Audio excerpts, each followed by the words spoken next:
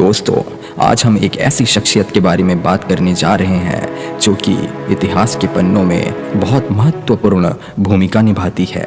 जी हाँ दोस्तों, इनका नाम है पद्मिनी, रानी पद्मावती। 12वीं और 13वीं सदी में दिल्ली के सिंहासन पर दिल्ली सल्तनत का राज था। सुल्तान ने अपनी शक्ति बढ़ाने के लिए कई बार मेवाड़ पर आक्रमण किया। इन आक्रमणों में से एक आक्रमण अलाउद्दीन खिलजी ने सुंदर रानी पद्मावती को पाने के लिए किया था। ये कहानी अलाउद्दीन के इतिहासकारों ने किताबों में लिखा है ताकि वो राजपूत प्रदेशों पर आक्रमण को सिद्ध कर सके। कुछ इतिहासकार इस कहानी को गलत बताते हैं क्योंकि ये कहानी मुस्लिम सूत्रों ने राजपूत शौर्य को उत्तेजित करने के लिए लिखा था। आइए इसकी पूरी कहानी आपको बताते हैं। तो दोस्तों, कैसी रही होगी रानी पद्मावती का बचपन। रानी पद्मिनी के पिता का नाम गंधर्व सेन और माता का नाम चंपावती था। रानी पद्मावती के पिता गंधर्व सेन सिंघल प्रांत के राजा थे। बचपन में पद्मिनी के पास हीरामणि नाम का बोलता तोता हुआ करता था, जिसके साथ उसने अपना अधिकतर समय बिताया था। रानी पद्मिनी बचपन से ही बहुत सुंदर थी और बड़ी होने पर उसके पिता ने उसका स्वयंवर आयोजित किया। इस स्वयंवर में उसने सभी हिंदू राजाओं और राजपूतों को बुलाया। एक छोटे प्रदेश का राजा मलखान सिंह भी उस स्वयंवर में आया था। राजा रावल रतन सिंह भी पहले से ही अपनी एक पत्नी नागमती होने के बावजूद स्वयंवर में गया था। प्राचीन समय में राजा एक से अधिक विवाह करते थे ताकि वंश को अधिक उत्तराधिकारी मिले। राजा रावल रतन सिंह ने मलखान सिंह को स्वयंवर में हराकर पद्मिनी से विवाह कर लिया। विवाह के बाद वो अपनी दूसरी पत्नी पद्मिनी के साथ वापस चित्तौड़ लौट आया।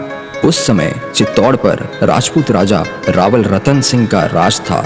एक अच्छे शासक और पति होने के अलावा रतन सिंह कला के संरक्षक भी थे।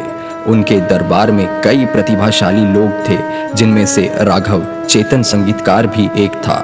राघव चेतन के बारे में लोगों को ये पता नहीं था कि वो एक जादूगर भी है। वो अपनी इस बुरी प्रतिभा का उपयोग दुश्मन को मार गिराने में उपयोग करता था। एक दिन राघव चेतन का बुरी आत्माओं को बुलाने का कृत्य रंगे हाथों पकड़ा जाता है।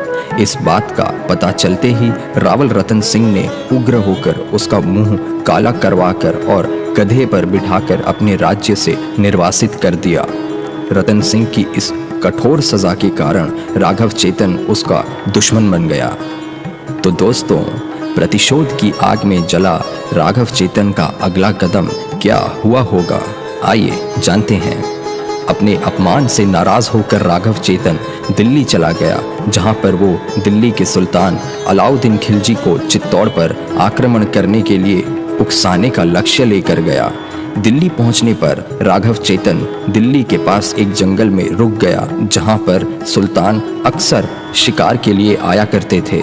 एक दिन जब उसको पता चला कि सुल्तान का शिकार दल जंगल में प्रवेश कर रहा है, तो राघव चेतन ने अपनी बांसुरी से मधुर स्वर निकालना शुरू कर दिया। जब राघव चेतन की बांसुरी में मधुर स्वर सुल्तान के शिकार दल तक पहुंची, तो सभी इस विचार में पड़ गए कि इस घने जंगल में इतनी मधुर बांसुरी कौन बजा सकता है। सुल्तान ने अपने सैनिकों को बांसुरी वादक को ढूंढ कर लाने को कहा।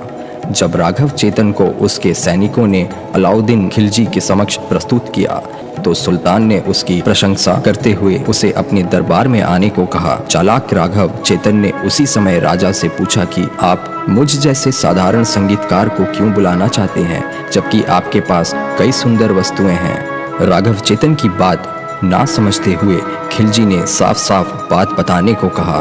राघव चेतन ने सुल्तान को रानी पद्मिनी की सुंदरता का बयान किया, जिसे सुनकर खिलजी की वासना जाग उठी।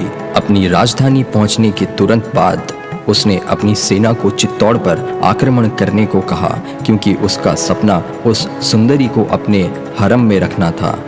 तो दोस्तों, रानी पद्मिनी की एक झलक पाने के लिए खिलजी ने क्या किया होगा, आइए जानते हैं।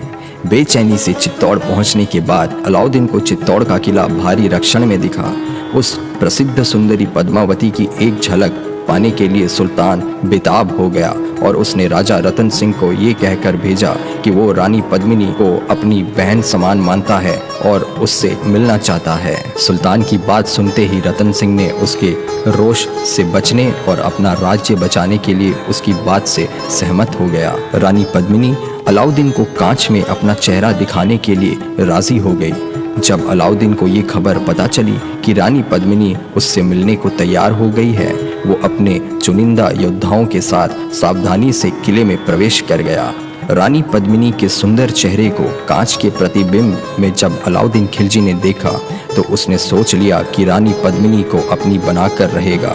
वापस अपने शिविर में लौटते वक्त अलाउद्दीन कुछ समय के लिए रतन सिंह के साथ चल रहा था। खिलजी ने मौका देखकर रतन सिंह को बंदी बना लिया और पद्मिनी की मांग करने लगा।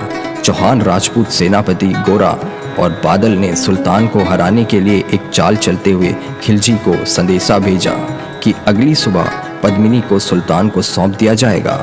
अगले दिन सुबह भोर होते ही 150 पालकियां किले से खिलजी के शिविर की तरफ रवाना हो गई। पालकियां वहां रुक गई जहां पर रतन सिंह को बंदी बना रखा था।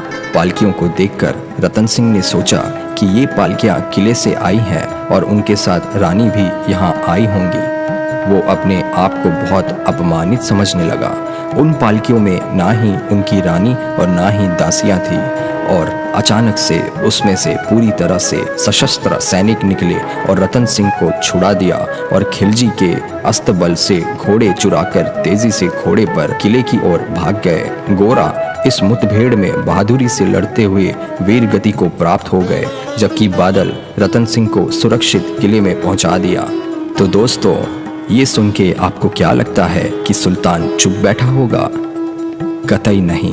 जब सुल्तान को पता चला कि उसका योजना नाकाम हो गया, सुल्तान ने गुस्से में आकर अपनी सेना को चित्तौड़ पर आक्रमण करने का आदेश दिया। सुल्तान के सेना ने किले में प्रवेश करने की कड़ी कोशिश की, लेकिन नाकाम रहे। खिलजी के किले की घेराबंदी करने का निर्णय किया। ये घेराबंदी इतनी कड़ी थी कि किले में खाद्य आपूर्ति धीरे धीरे समाप्त हो गई।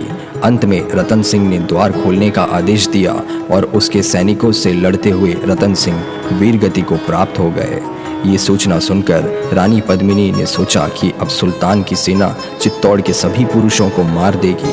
अब चित्तौड़ की औरतों के पास दो विकल्प थे, या तो वो जौहर के लिए प्रतिबद्ध हो जाए या विजयी सेना के समक्ष अपना निरादर सहे। पर दोस्तों, ये जानते हुए आपको बेहद दुख होगा कि सभी महिलाओं का पक्ष जौहर की तरफ ही था।